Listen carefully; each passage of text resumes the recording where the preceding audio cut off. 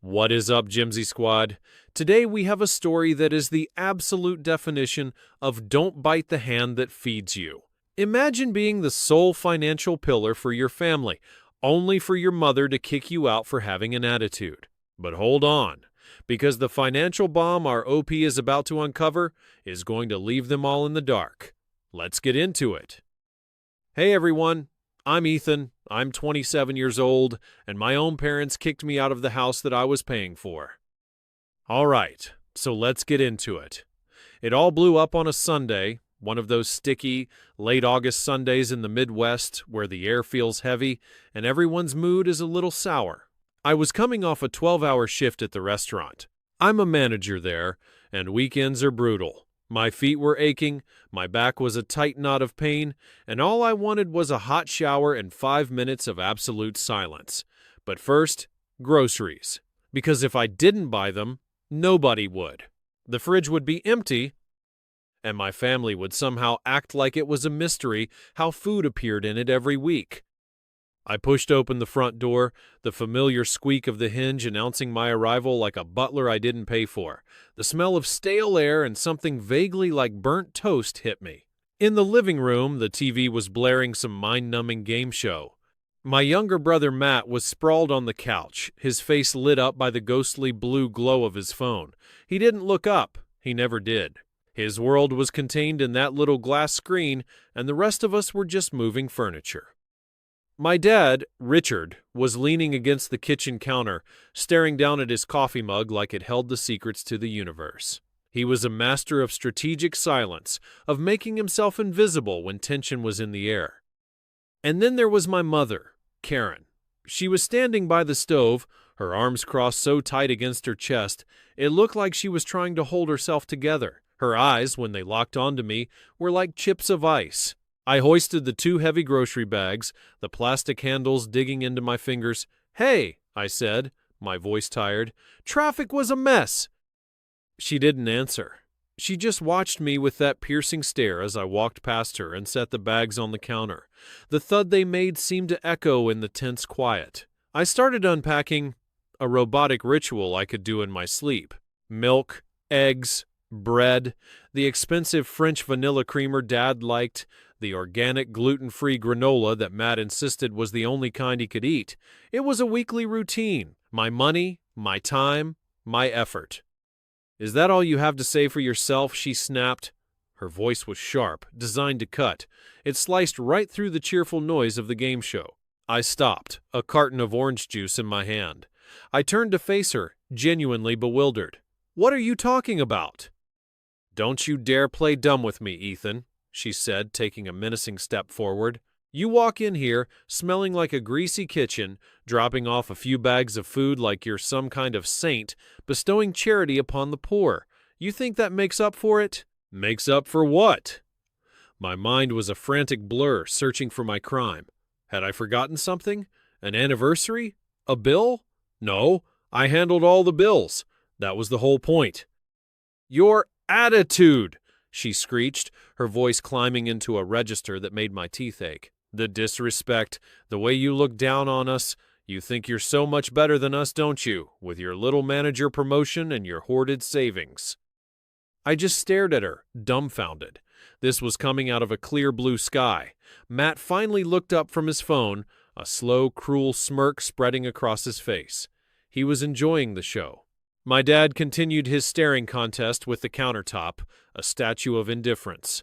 His silence wasn't neutrality, it was an endorsement. That's when something inside me, something that had been stretched thin for a decade, something that had been abraded by 1,000 tiny cuts of disrespect and entitlement, finally snapped. But it wasn't a loud, explosive break. It was a quiet, cold one. The anger I should have felt was replaced by a profound, chilling emptiness. I was just done. I looked her dead in the eye, my voice low and steady, devoid of the exhaustion I felt just moments before. "What did I do wrong?" I asked, each word deliberate. "Besides pay for this house?"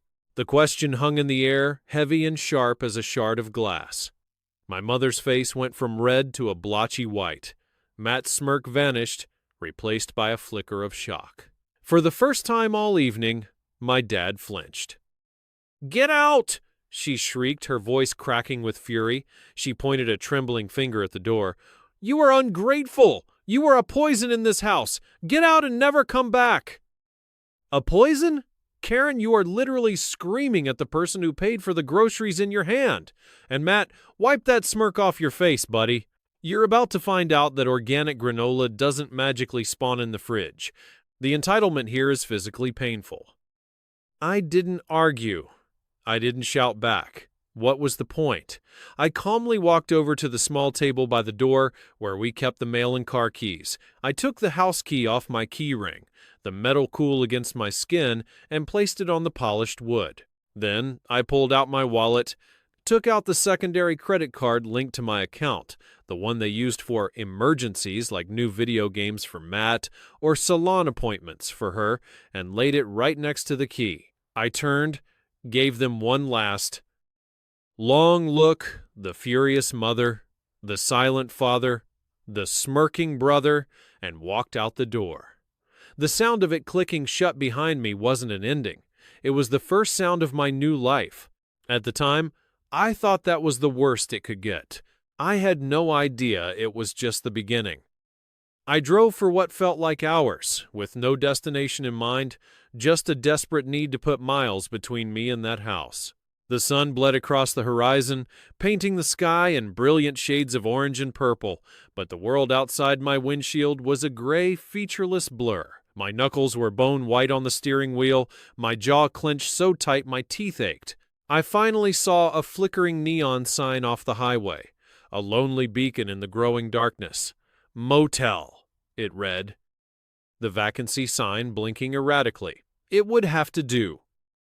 The room smelled of stale cigarette smoke, industrial-strength bleach, and a deep underlying sadness.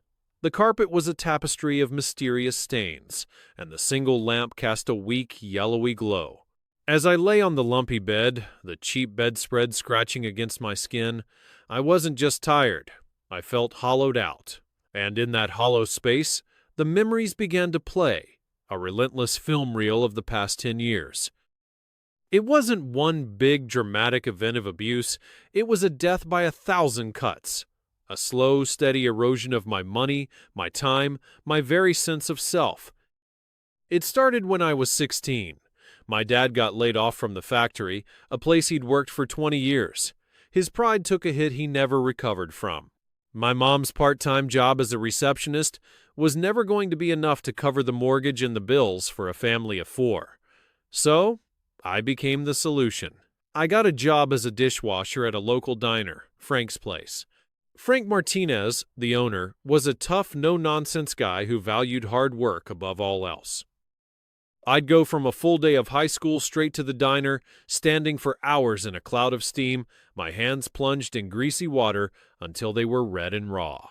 I'd get home around midnight smelling of sanitizer and fried onions and force myself to study for another 2 hours. I had to keep my grades up. I knew with a certainty that burned in my gut that a scholarship was my only way out, my only shot at a life that was my own. I'll never forget my first paycheck. It was a little over $200. To a 16-year-old, it felt like a fortune. I had it all planned out. I was going to buy a used Xbox 360 I'd seen at a pawn shop. But when I got home, my mom was sitting at the kitchen table, head in her hands, a stack of bills spread out before her. An overdue notice for the electricity bill was on top. It was red. I looked at the check in my hand, then at my mother's slumped shoulders. There was no choice, really. My first paycheck, and nearly every one that followed, went into the family pot. My Xbox dream died that night. The pattern was set. My needs were always secondary. My wants were non-existent. A year later, for his 16th birthday, Matt wanted a car. They couldn't afford it, of course, but they found a way. They took out a small loan from a credit union, and my hours at the diner magically increased to cover the monthly payments. I was a junior in high school, working nearly 40 hours a week, so my brother could drive his friends to the movies in a 10-year-old Honda that felt like a Lamborghini to him. No one ever called it Ethan's car, even though my sweat and exhaustion were paying for it. It was always Matt's car. He even complained that I sometimes left the driver's seat smelling like the diner when I had to use it to run an errand for my mom. When I received the letter offering me a full academic scholarship to the state university, I thought it would be a moment of shared celebration. This was it, my ticket. I ran into the living room waving the letter. My mom glanced at it. Her first comment wasn't, "Congratulations," or "I'm so proud of you." It was, "Well, that's good. Now that you don't have to pay for a college fund, you can help us out more with your salary from the diner." My dad just grunted from behind his newspaper. They didn't even come to my high school graduation, said they couldn't get the time off work. I saw them at the mall the next day, browse in a department store. They skipped his graduation to go browsing at a department store? That is stone cold. Ethan wasn't a son to them. He was a piggy bank they broke because it wasn't giving them money fast enough. Working 40 hours a week in a greasy diner just so your brother can drive a car you paid for? I'm fuming for you, OP. College was my escape, but not really. I lived at home to save money that ended up being funneled back to them anyway. I'd be in my room, cramming for a calculus exam, and there would be a knock on the door. "Ethan, the water heater's broken. The repairman quoted us $800. I had just gotten a small promotion at the diner, a bump up to line cook. My bonus check, the one I was going to use to finally buy a reliable laptop for my classes, went straight to the plumber. Matt, meanwhile, was in his room, loudly celebrating a victory in some online video game. The injustice of it all was a constant bitter taste in my mouth. He tried community college. Twice. He dropped out both times, racking up student loan debt that he had no intention of ever repaying himself. The first time, it was because the classes were boring. The second time, he just stopped going because the 8 a.m. start time was inhumane. They used the money I'd given them for property taxes to cover his initial tuition. I only found that out when a delinquency notice showed up in the mail. When I confronted them, my dad just mumbled something about giving the boy a chance to find himself. My mom accused me of being jealous of my brother's creative spirit. Frank, my boss, saw it all. He never pried, but he saw the exhaustion in my eyes, saw me picking up every extra shift offered. He's the one who encouraged me to switch my major to business management. "You're smart, kid," he'd said one night, clapping me on the shoulder as I was wiping down the counter. "You've got a good head for numbers, and you know how to handle people. You're smarter than this greasy spoon. Don't let anyone hold you back." He gave me the manager position the day after I graduated. He came to my college graduation. He sat in the stands and cheered louder than anyone. He was more of a father to me than my own dad ever was. Lying there in that depressing motel room, the reek of stale cigarettes filling my lungs, I wasn't just angry. I was grieving. Grieving for the teenager who never got to be a kid. For the college student who never got a real college experience. For the son who was never seen as a son. I was an asset, an income stream, an ATM that happened to share their last name. And as I finally drifted off to a restless sleep, one thought echoed in my mind. Cold and clear. They didn't kick out their son. They broke their piggy bank because it wasn't giving them enough, fast enough. The first month of my so-called freedom was one of the hardest of my life.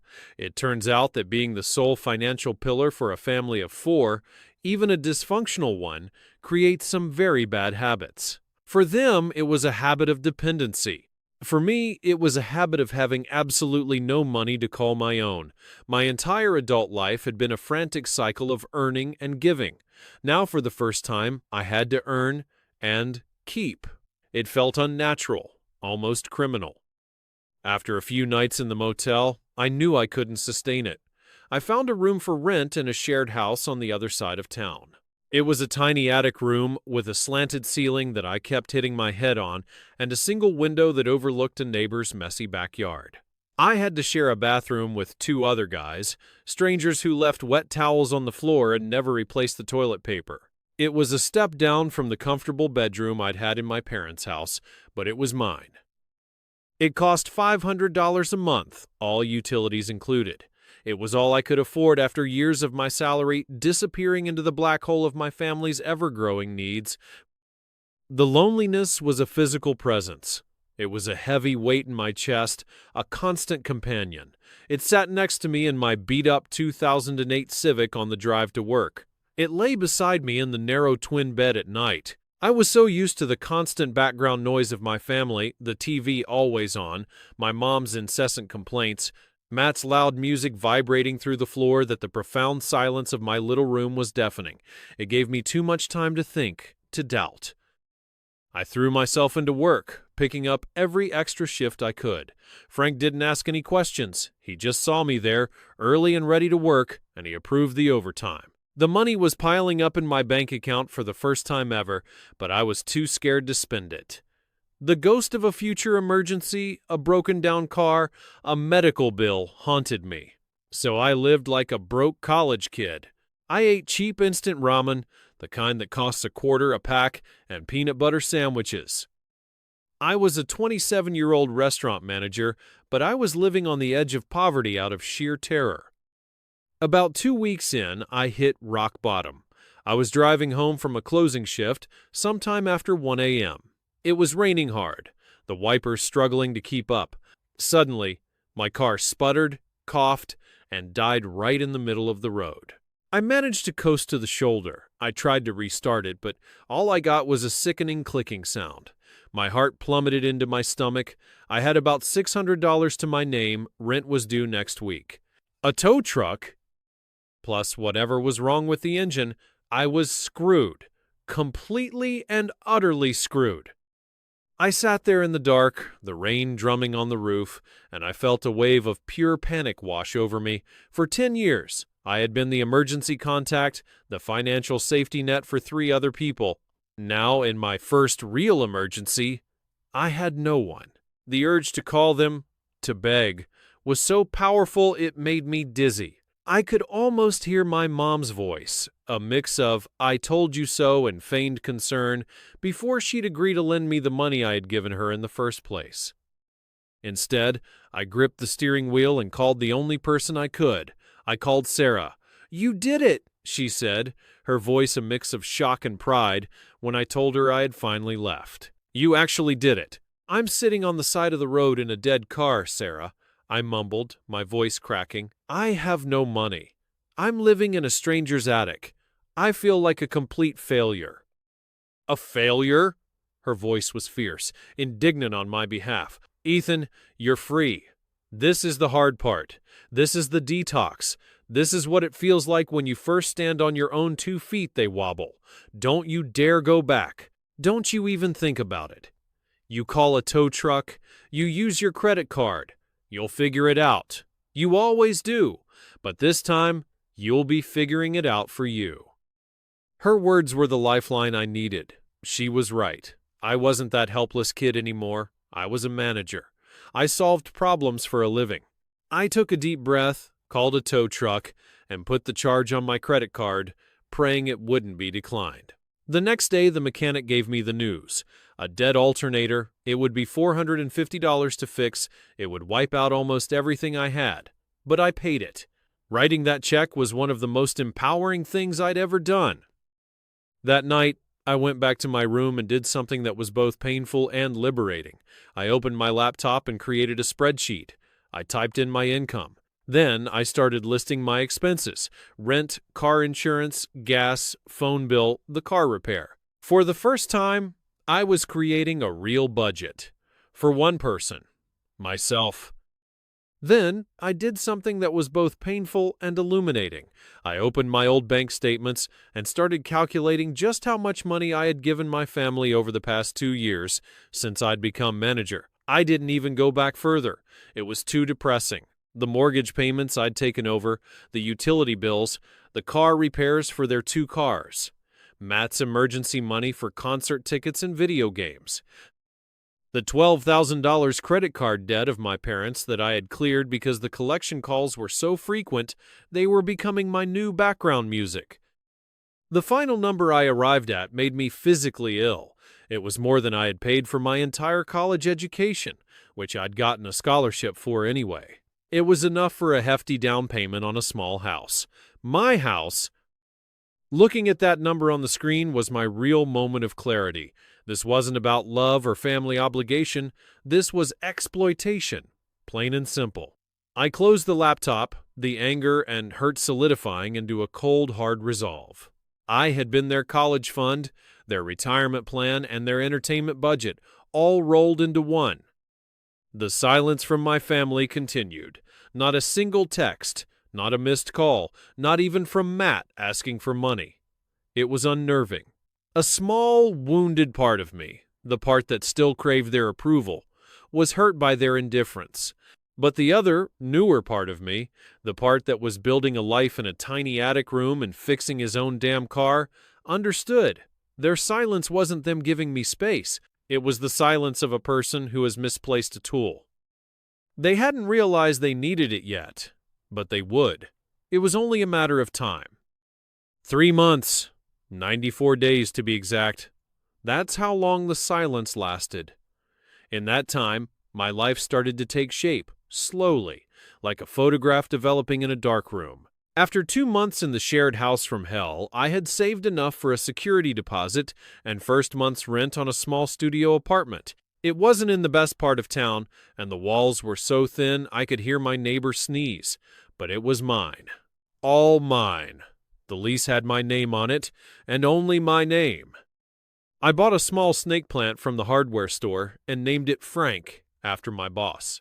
It was a silly small thing, but looking at it sitting on my windowsill, I felt a sense of ownership I'd never experienced before. It was the first time I'd ever been responsible for keeping something alive other than my family's delusions. I built a routine, a real one for me. I'd wake up early, go for a run through the quiet neighborhood streets, feeling the burn in my lungs, feeling alive. On my way back, I'd stop at a little corner coffee shop called The Daily Grind. There was a barista there, Olivia. She had these kind, intelligent eyes and a smile that seemed to reach them every time. At first, it was just the usual polite nods and transactional talk. Then, she started remembering my order black coffee. 1 sugar. The usual? She'd ask with that smile. Soon our brief exchanges blossomed into short conversations. We'd talk about the weather, a new movie, the ridiculous local news. She was studying to be a graphic designer. She was funny and sharp, and she treated me like a normal person, not a son, not a brother, not an ATM. She was a bright spot, a small, normal human interaction that had nothing in common with obligation or money.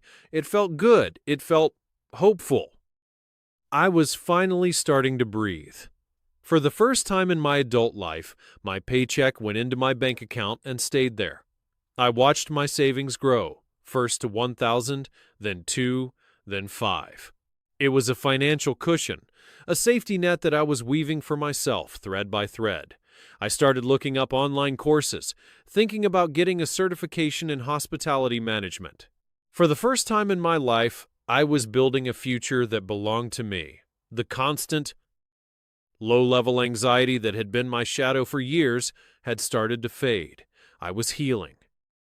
And then, on a Tuesday morning, my phone buzzed.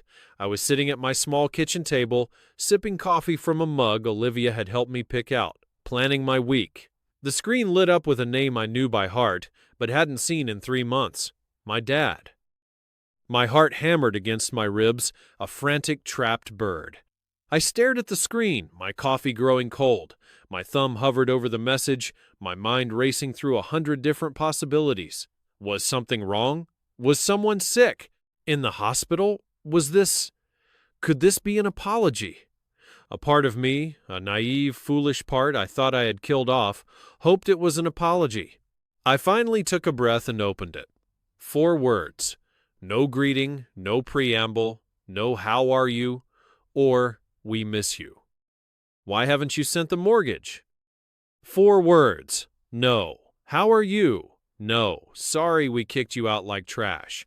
Just, where's my money, servant? This isn't a text from a father, it's a demand from a parasite who realized their host has finally moved on. The lack of self-awareness here is actually legendary. I read it again. And a 3rd time. The casual entitlement, the complete and utter lack of awareness.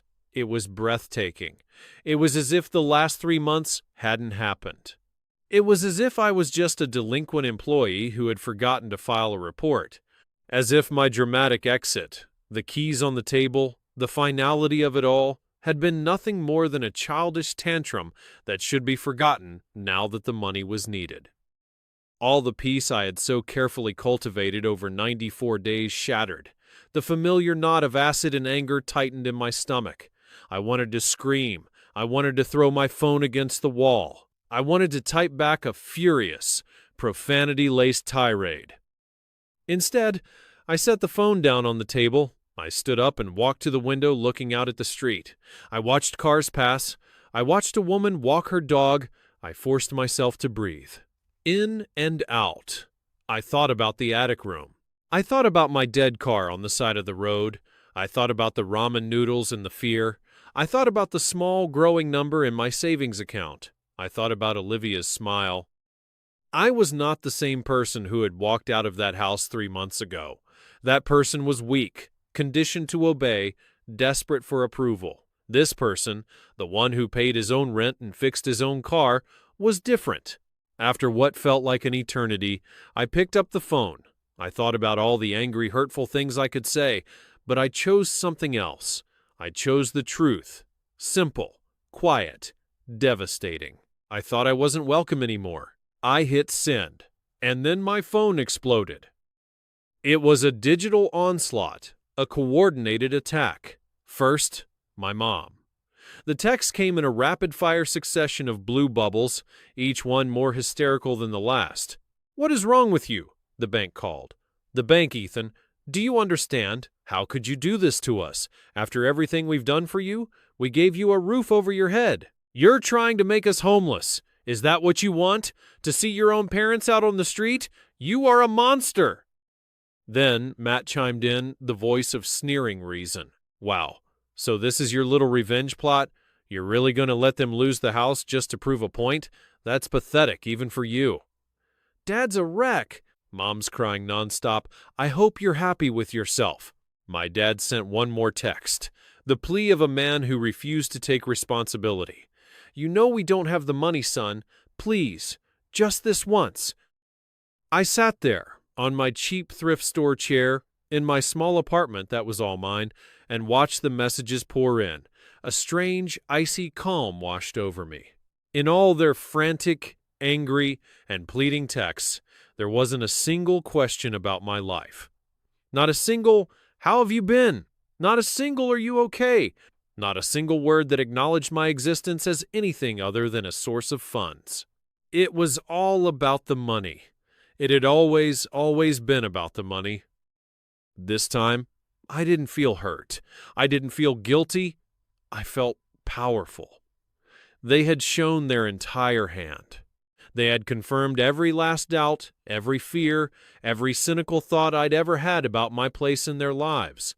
They didn't miss their son. They missed his wallet. And in that moment of cold clarity, I knew something else. Their level of panic was too high.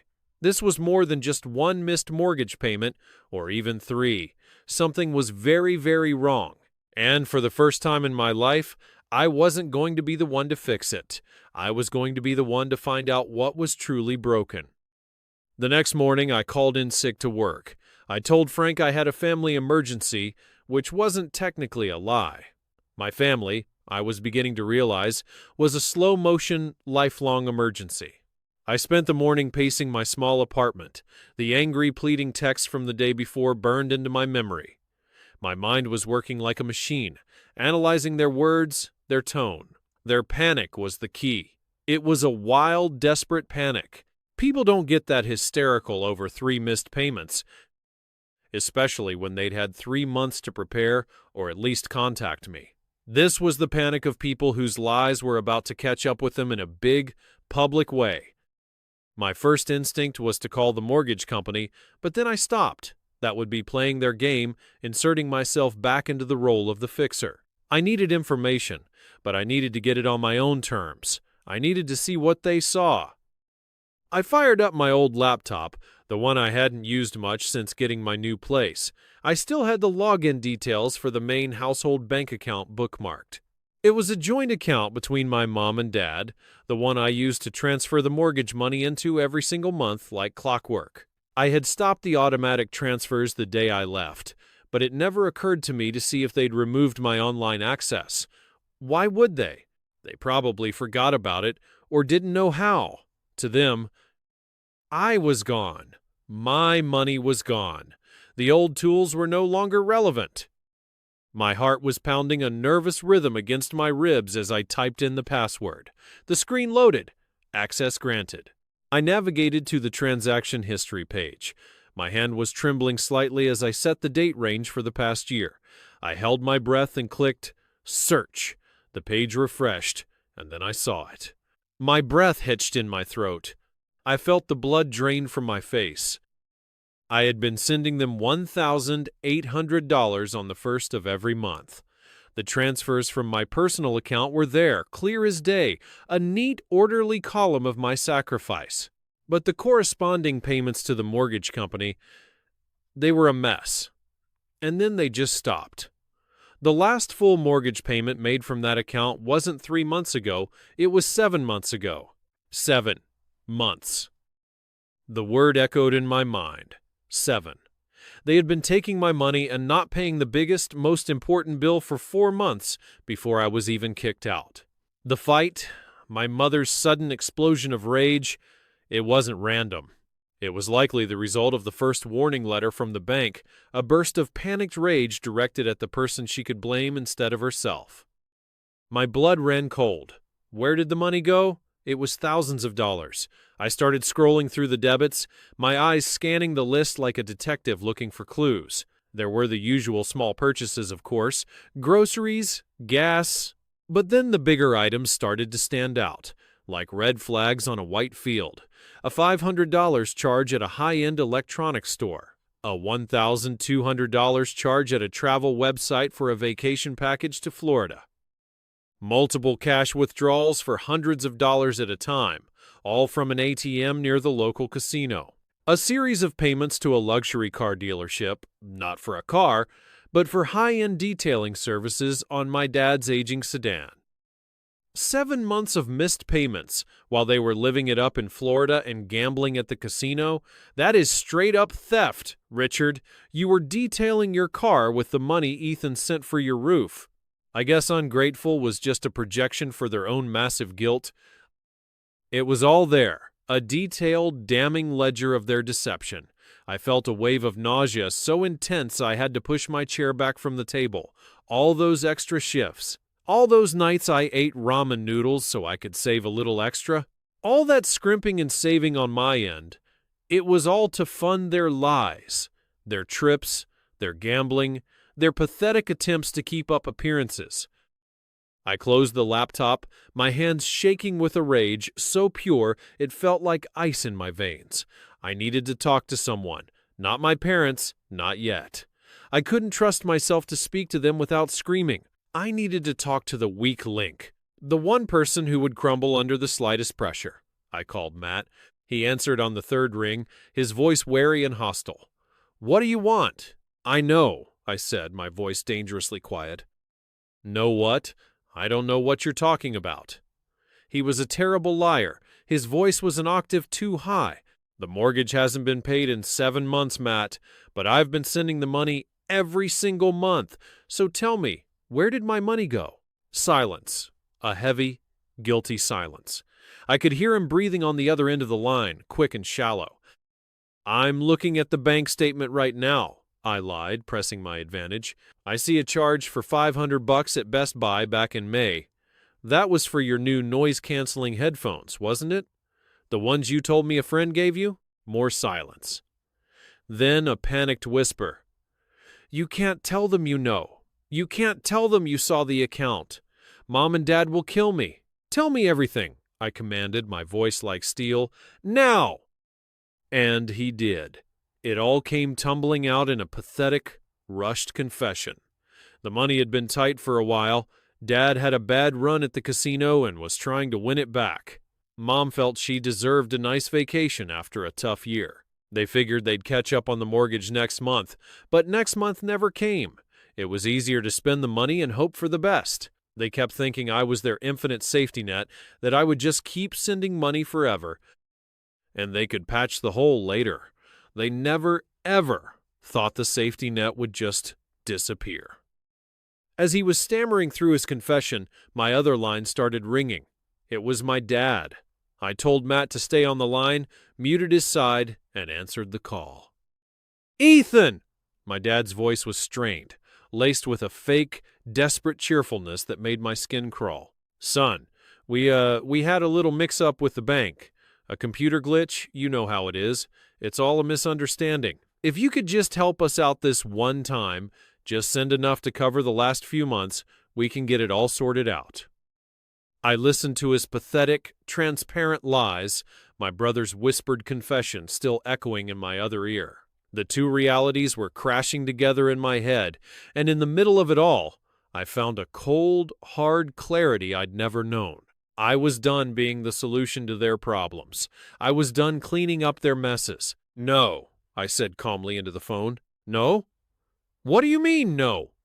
His cheerful facade vanished instantly. "I mean, no. I'm not sending you any more money." I paused, letting the silence stretch, before delivering the line that would change everything. "You should sell the house." I hung up the phone. I unmuted Matt's call. He was still there, breathing nervously. "Did you hear that?" I asked him. "Yeah," he whispered. "Good," I said, and I hung up on him too. I didn't feel triumph, not yet. I just felt the immense, soul-crushing weight of their betrayal, and I knew, with absolute certainty, this was far from over. Telling my parents to sell the house wasn't just a suggestion. It was a declaration of war. It was me, officially abdicating my lifelong, unpaid position as their personal crisis manager. The fallout was immediate and vicious. If I thought the first wave of text was bad, the second wave was a full-blown hurricane of guilt, manipulation, and coordinated emotional blackmail. My family, it turned out, was very good at circling the wagons as long as they were all pointing their guns at the same person. And that person was me. My phone started ringing off the hook, but it wasn't just them anymore. They had marshaled their troops. The flying monkeys had been released. The first call was from my mother's older sister, my Aunt Susan.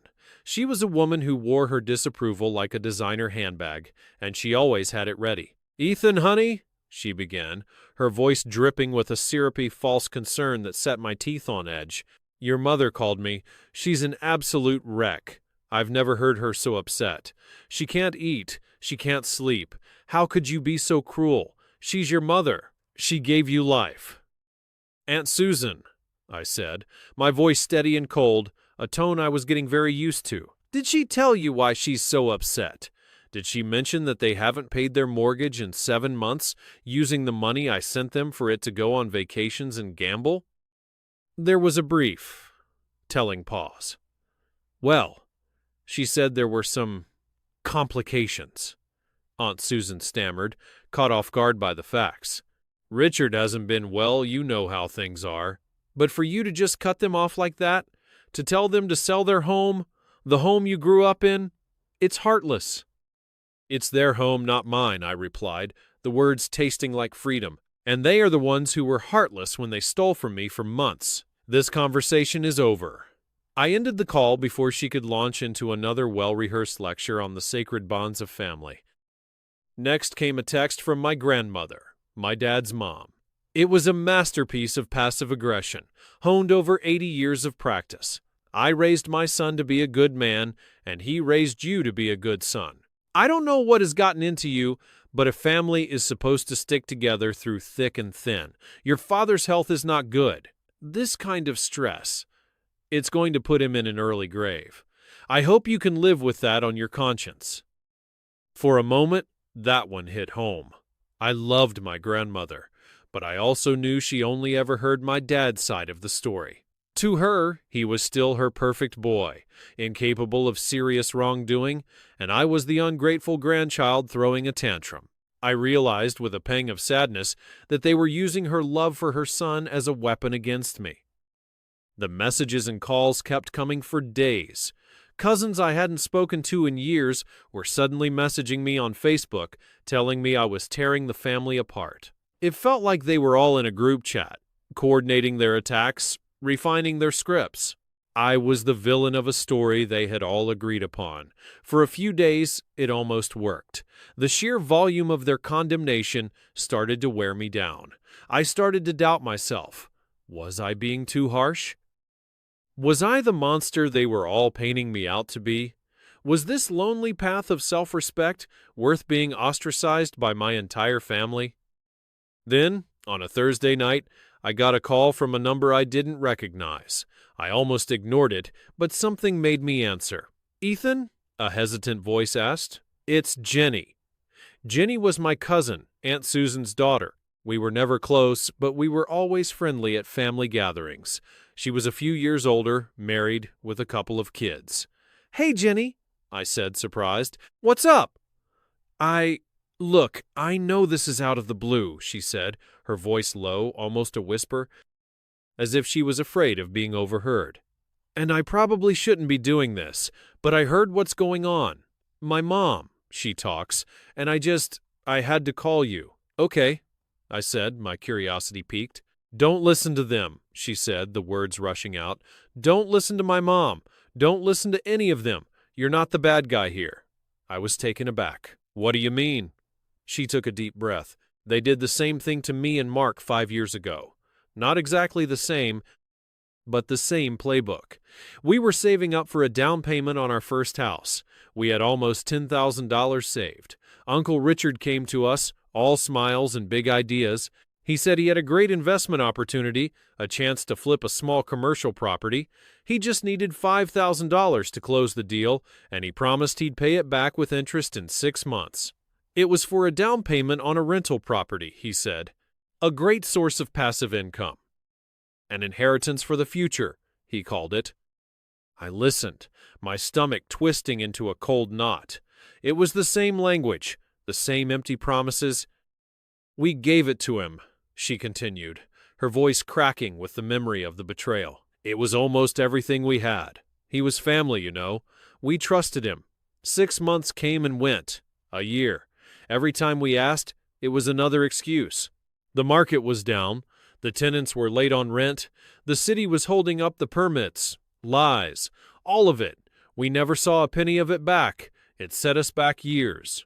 And when we finally put our foot down and said we were going to get a lawyer, my own mother told me I was being selfish and ungrateful and putting money before family." I was speechless. This wasn't a one-time screw-up born of desperation. It was a pattern, a calculated, repeatable strategy of exploitation. "There's more," Jenny said, her voice dropping even lower. "The reason they're all so frantic, the reason they're trying to pressure you so hard, is because your dad has been telling everyone for months that Matt is about to launch a huge tech startup. He's been telling people that he and your mom invested heavily in it and that you were the main backer. He made it sound like they were all about to be rich." It all clicked into place. The lies weren't just for me, they were for everyone. They had built a fantasy world on a foundation of my money and their delusions, and I had just pulled out the cornerstone. "Jenny, why are you telling me this?" I asked, my voice thick with emotion. I was so grateful I could barely speak. "Because no one stood up for me," she said simply. "They all took his side, and it almost destroyed me. And because you deserve to know you're not crazy or cruel. You're just the first one who was strong enough to say no and stick to it." After that call, everything changed. The guilt was gone, vaporized. It was replaced by a cold, righteous anger. This wasn't just about my money anymore. It was about the truth. Jenny had given me more than validation. She had given me a weapon. She had mentioned Richard wanting to unlock the value of the house. It sounded like something he'd heard on a late-night infomercial. It was a clue. My resolve hardened into diamond. I wasn't going to be their victim anymore. I was going to find out just how deep this rabbit hole of deceit really went, and I was going to drag their lies out into the light for everyone to see. Jenny's words, "unlock the value of the house," kept rattling around in my brain. It was a piece of financial jargon, The kind of thing someone like my dad, who got his investment advice from late-night infomercials and poker buddies, would repeat to sound smart. It was the key. I spent a whole evening in my small apartment, the city lights twinkling outside my window, hunched over my laptop like a detective on a case. I wasn't just looking for dirt anymore. I was looking for the murder weapon, the thing that had killed my family's finances for good. I Googled variations of that phrase. It led me down a rabbit hole of mortgages, refinancing, equity, and predatory lending. And then I found it, a term I had heard before but never really understood: home equity line of credit, HELOC. A sick feeling, cold and heavy, washed over me as I read the description on a financial advice website. It was a way for homeowners to borrow against the equity they've built in their home. A revolving line of credit, like a credit card, but secured by the house itself. The website warned that it could be a useful tool if used responsibly, but a devastating trap for the desperate and undisciplined. It was exactly the kind of thing my dad, desperate for a quick fix and a shortcut to wealth, would fall for. This was the missing piece. This explained the sheer primal panic in their texts and calls. It wasn't just about the mortgage being a few months behind. That was a problem, but a manageable one. This had to be something more. This had the feel of a catastrophe. Armed with this new theory, I needed proof. I couldn't just accuse them. I needed documents. I needed numbers. They would just deny it, call me crazy, and turn the family against me even more. I remember Jenny saying my dad had bragged about the deal. People who brag like that are sloppy. They leave a trail. I made a calculated gamble. I spent the next morning calling a few of the smaller, local credit unions in the area. I avoided the big national banks. My theory was that a smaller, hungrier institution might offer more aggressive, riskier lending products to attract customers. On the third try, I hit the jackpot. I used a simple pretext, a lie that was uncomfortably easy to tell. "Hi, my name is Ethan Harris," I said, pitching my voice to sound helpful and professional, the dutiful son. "I'm calling on behalf of my father, Richard Harris. He asked me to follow up on some paperwork for his account. He's a bit disorganized with his files," I added with a light chuckle. The woman on the other end was friendly and helpful. "Of course. Let me just pull up his account for you. Harris, Richard, yep, I see him right here. Are you talking about his home equity line of credit?" Bingo. My heart hammered against my ribs so hard I thought she might hear it through the phone. I took a steadying breath. "That's the one," I said, keeping my voice miraculously level. "He just wanted to confirm the current balance and the interest rate details. He mentioned something about the introductory period ending soon." "Let's see here. Yes, that's right," she said, the sound of her typing clicking in the background. "It looks like the 12-month introductory rate of 2.9% expires at the end of this month. It will then adjust to the variable prime rate, which is currently, oh my, it will be 9.5%, she whistled softly. "That's quite a jump." "It sure is," I said, my mouth suddenly dry. "And what's the current outstanding balance on that line?" "The current balance is, wow, he's drawn the full $100,000 limit." $100,000. Richard didn't just dig a hole, he dug a grave for the entire family. Draining the equity on a house your own father built to chase a bad run at the poker table? This isn't mismanagement. It's a catastrophic betrayal of everything stable in their lives. $100,000. The number hit me like a physical blow. I had to grip the edge of my kitchen counter to stay upright. My vision swam for a second. $100,000. All of it. They had drained every last cent of equity from the house my grandfather had built, the home I had poured my own money into for years, and the payment was about to balloon into something they could never, ever hope to cover. They weren't just behind on their primary mortgage, they were about to be hit with a second, massive payment they had absolutely no way of covering. They weren't just at risk of foreclosure, they were at the edge of a financial abyss. This was no longer a case of mismanagement. This was a catastrophic, secret divorce from reality, and the bill was finally coming due. I somehow managed to thank the woman for her help and hang up the phone. I sat down at my table, my mind numb. This was the ultimate betrayal. My father had leveraged our family home, the one thing of value they had, the one stable thing in our lives, and gambled it all away behind my back. He had stolen my past and my future at the same time. I knew what I had to do. There would be no more phone calls, no more texts. This required a face-to-face execution. I sent a single text to my mom, dad, and Matt, a group message. We need to talk. All of us.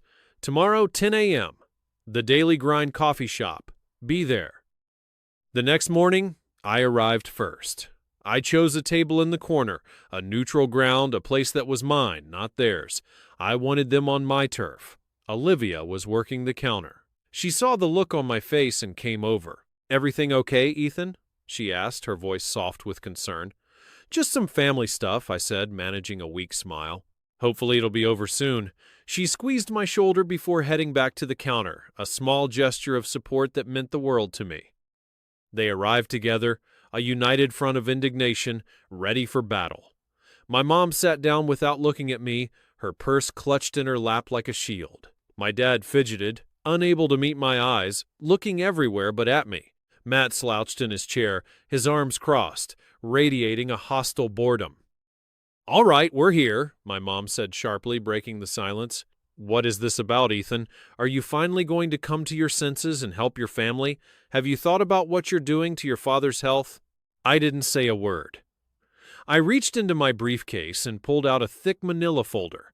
I placed it on the table with a soft, definitive thud that seemed to silence the entire coffee shop. "I'd like to review a few things," I said, my voice calm, clear, and cold. I opened the folder. "First," I said, sliding a printed copy of their bank statement across the table, "this is the statement from your account, showing 7 consecutive months of missed mortgage payments despite my monthly transfers of $1,800. You'll see my money coming in and the mortgage payment not going out." My dad paled, his face turning a pasty gray. My mom glared at the paper as if it had personally offended her. "Banks make mistakes all the time," she sniffed. "They do," I agreed, "but they didn't make this mistake." I then placed a stack of their credit card statements next to it, the ones I had access to as an authorized user, a mistake they had forgotten to correct. And this is where some of that money went. A trip to Atlantic City, several $100s at the casino's steakhouse, a new 70-inch TV, new golf clubs for you, Dad, a $200 spa day for you, Mom. My father flinched as if I'd struck him. My mother's eyes widened in fury that I had dared to track her spending. Matt looked from the papers to his parents, a flicker of genuine confusion in his eyes. He had known they were using the money, but he likely had no idea of the scale, of the sheer, brazen indulgence. "But this," I said, my voice dropping, my eyes locking on my father, "this is the main event." I pulled out the final document. It was a copy of the HELOC agreement summary that I had convinced the credit union to email me under my pretext. I slid it to the center of the table. "A $100,000 line of credit," I said, letting the words hang in the air, heavy and poisonous. "Opened 18 months ago, secretly. The full amount has been withdrawn, spent on who knows what, and the introductory interest rate is about to quadruple at the end of the month. This isn't just about being behind on the mortgage, is it? You're about to default on 2 loans. The house is gone, and you all knew." The silence that followed was absolute. It was a vacuum, sucking all the air out of the room. My mom's face, which had been tight with righteous anger, crumbled. The color drained from her cheeks, leaving behind a mask of pure, unadulterated shock. She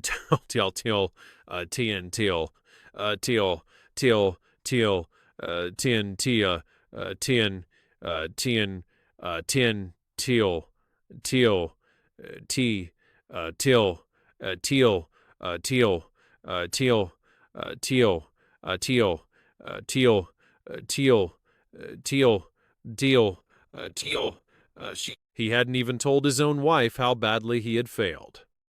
My dad slumped in his chair, his face finally collapsing into his hands. A low, guttural sob, the sound of a man completely and utterly broken, escaped his lips.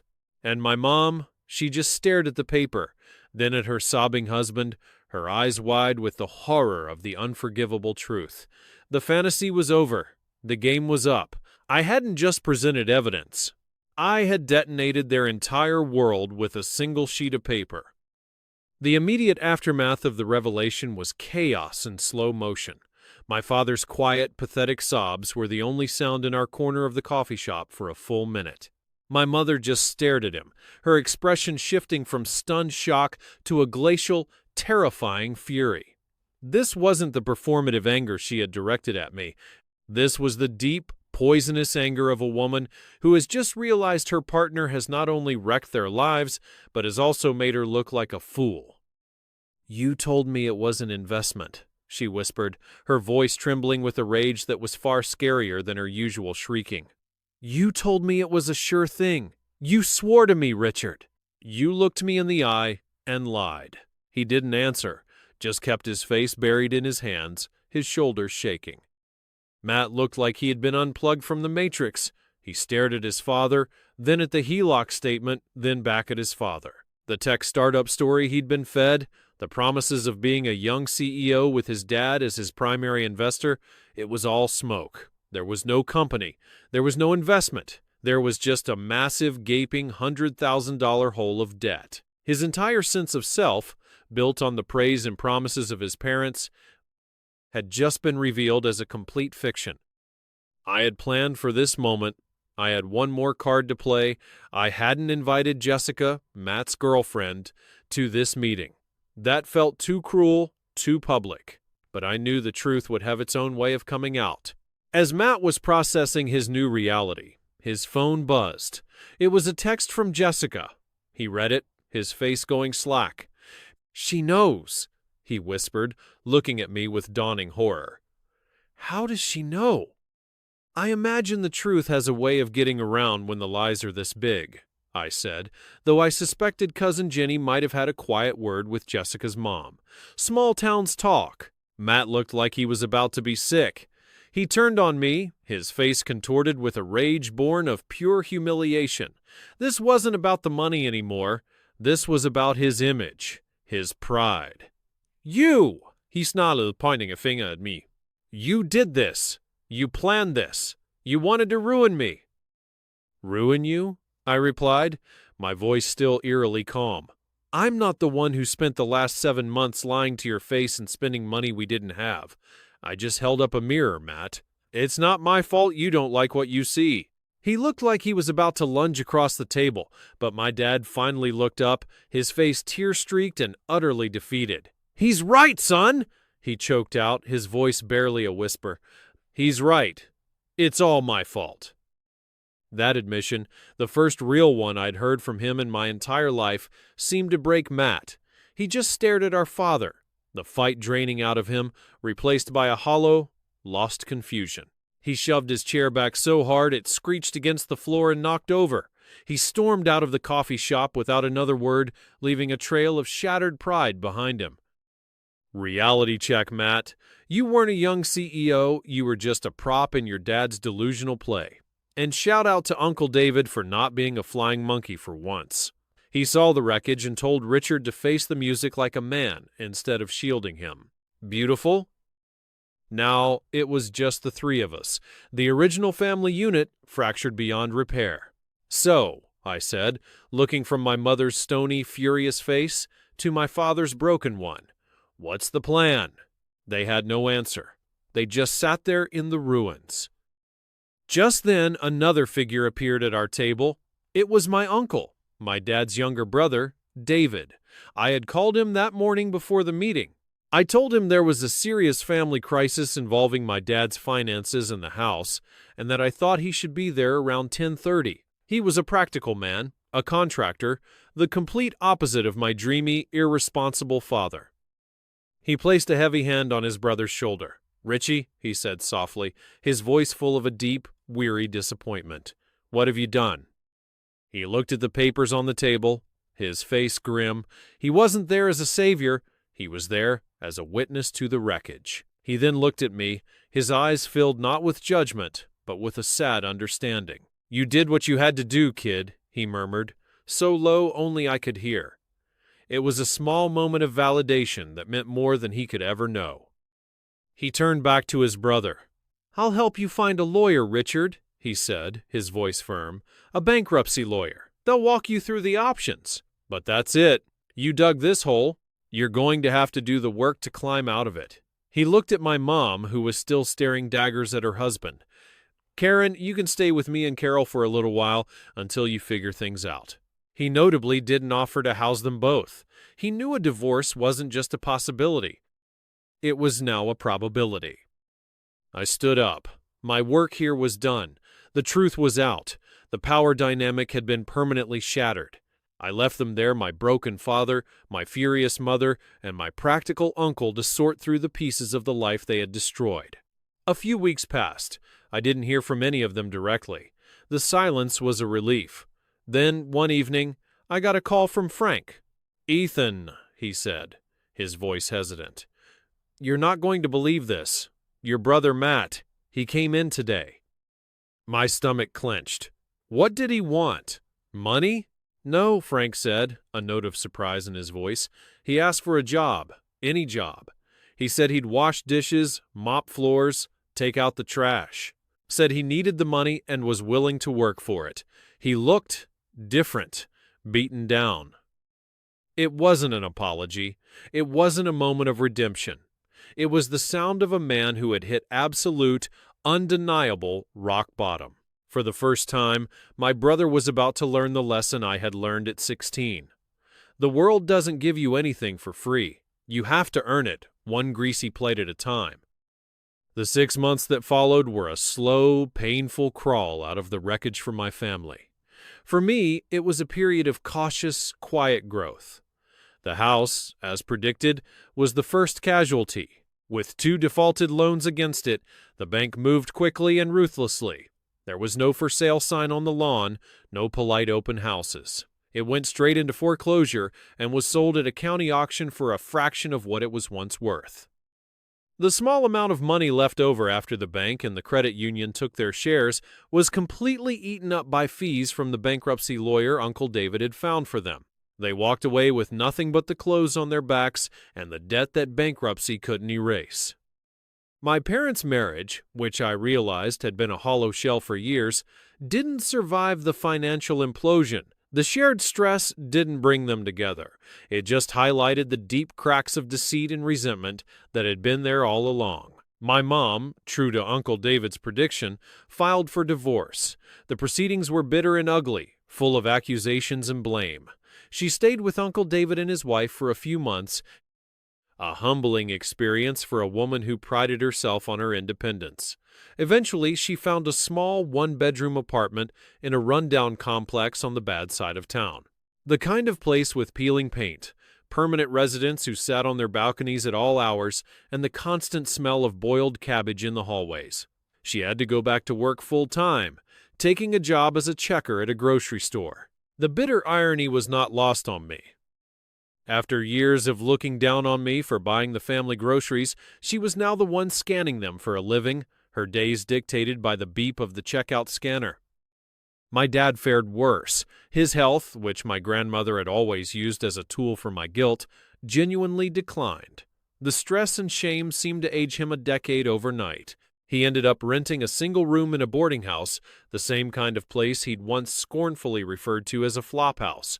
He got a part-time job as a handyman for the apartment complex where he lived, fixing leaky faucets and patching drywall for people who had more than he did. I saw him once, from my car, as I was driving through that part of town. He was struggling to carry a toolbox, his shoulders slumped, his face a mask of weary resignation. He looked like a ghost haunting the ruins of his own life. And Matt? Frank, true to his word, had given him a job. He started at the absolute bottom, just like I had all those years ago. He was the dishwasher. I saw him a few times when I came in on my day off to check on things. He was quiet, his eyes always downcast, avoiding my gaze. The arrogant swagger, the sense of entitlement that had been his defining characteristic, was completely gone. It had been replaced by the weary slump of someone who spends 10 hours a day with their hands in hot, greasy water. Frank told me he was a good worker. He was never late, he never complained, he just did his job. He was living in a small room he rented from a coworker, sharing a house with 3 other guys from the kitchen staff. He was paying his own rent, buying his own food. He was 25 years old and finally, painfully, learning what it meant to be an adult. Meanwhile, my own life was moving in the exact opposite direction. The money I had saved, now that it was actually staying in my bank account where it belonged, had grown into a respectable sum. My little studio apartment, which had once felt like a temporary shelter, now felt like a real home. It was a sanctuary of peace and quiet. Olivia, the barista with the kind eyes, had become a fixture in my life.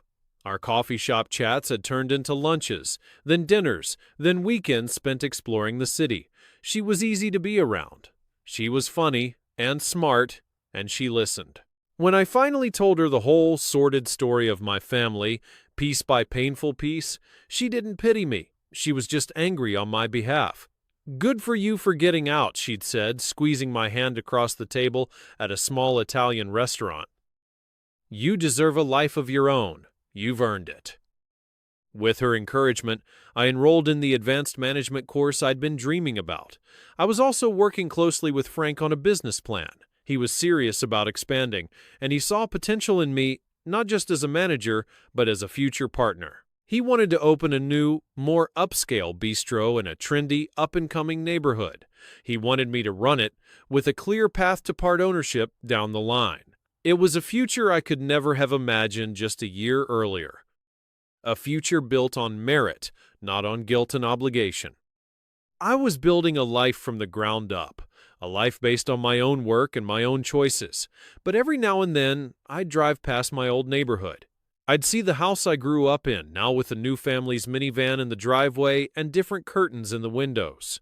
And I'd feel a pang of something, not regret, but a deep, profound sadness for the family that had been, and for the son who had to burn it all down just to save himself. Rebuilding a life is one thing, rebuilding, or rather, redefining relationships with the people who broke you, is another beast entirely. After the initial storm of the foreclosure and the divorce passed, a new, awkward normal began to settle in. The communication was sparse and cautious, like walking on a frozen lake, testing the ice with every single step. My mom was the first to reach out. She called me about 2 months after the divorce was finalized. I almost didn't answer, but I was in a good mood that day, and curiosity got the better of me. Her voice on the phone was different. The sharp, demanding edge was gone, sanded down by humility and hardship. It was replaced by a flat, tired tone. She asked if I could help her move a heavy bookshelf. It was a transparent excuse to see me, a test to see if the door was still open, even a crack. I agreed, against my better judgment.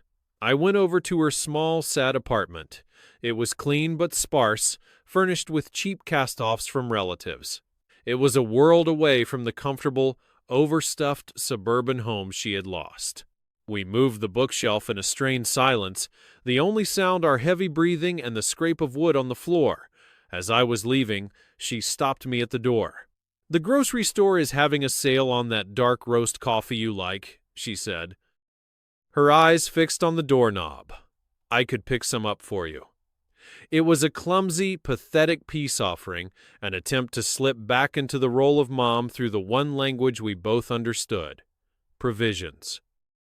"That's okay, Mom," I said gently but firmly. "I've got it covered. But thank you for offering." I didn't accept, but I acknowledged the gesture. That was the new boundary. I could be civil, but I could not be dependent on her, or let her be dependent on me in any way.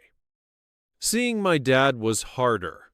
Uncle David, in a well-intentioned but misguided attempt at peacemaking, arranged it, a forced meeting at a diner. My dad looked old. He had lost even more weight, and his hands trembled slightly as he picked up his coffee cup. He tried to apologize. It was a rambling, incoherent mess of excuses and self-pity. He blamed the economy, bad luck, his health, the fine print on the loan documents. He never once just said, "I'm sorry I betrayed you and stole from you." I listened patiently, letting him empty himself of his justifications. When he was done, I looked at him not with anger anymore, but with a sad clarity. "I hear you, Dad," I said. "But what you did was a choice. You made a series of choices that hurt a lot of people, especially me. You broke my trust. It's going to take a long time to even think about rebuilding that." I put a $10 bill on the table to cover his coffee and left him sitting there. I wasn't going to be his emotional crutch or his confessor anymore. He had to face his own actions in the silence I left behind. The most complicated relationship by far was with Matt. Working at the same restaurant meant we were in the same orbit, but we were like two planets held apart by a powerful, invisible force. We didn't speak for months. I'd see him in the kitchen when I did my walkthroughs, his head down, scrubbing pots with a grim determination. Frank told me he was his most reliable dishwasher. He was never late, and he never complained. He just worked. One night, I was cashing out the register late, and he was mopping the dining room floor, the last one there besides me. The restaurant was quiet, smelling of bleach and old coffee. "Hey," he said, so quietly I almost didn't hear him. I looked up, surprised. "Hey, the new fry cook is a complete idiot," he said, leaning on his mop. A ghost of a smile touched his lips. "He almost set the kitchen on fire today with a grease spill." I chuckled, a real, unforced laugh. "Yeah, I saw that on the security camera. Frank almost had a heart attack." "Yeah," he said, shaking his head. "It was something else." It was a small thing, a shared complaint about a coworker, a moment of normalcy in a sea of dysfunction. But it was the first real conversation we'd had in a year. It wasn't an apology, and it wasn't forgiveness. It was just a start, a tiny crack in the wall of silence between us. I maintained my boundaries with all of them, rigorously. I'd have dinner with my mom once a month at a neutral restaurant, and I always insisted we pay separately. I'd answer the phone when my dad called, which was less and less frequently, but I kept the conversation short and superficial. I started giving Matt a nod when I saw him at work, and sometimes he'd nod back. Olivia was my rock through all of it. "You're doing it right," she'd tell me, when I'd come home feeling drained and confused after one of these stilted family interactions. "You're not punishing them. You're just protecting yourself. There's a difference. You're teaching them how you expect to be treated." She was right. This wasn't about revenge. I'd moved past that. This was about self-preservation. It was about defining what I was and was not willing to accept in my life. I was building a new foundation, not just for my career or my finances, but for my soul. And the first rule of building anything strong is that you have to have clear, unshakable boundaries. A year. It had been just over a year since my old life had burned to the ground. I was sitting in a booth at a diner, but this time it was different. I wasn't a tired employee on a break. I was a prospective owner doing research.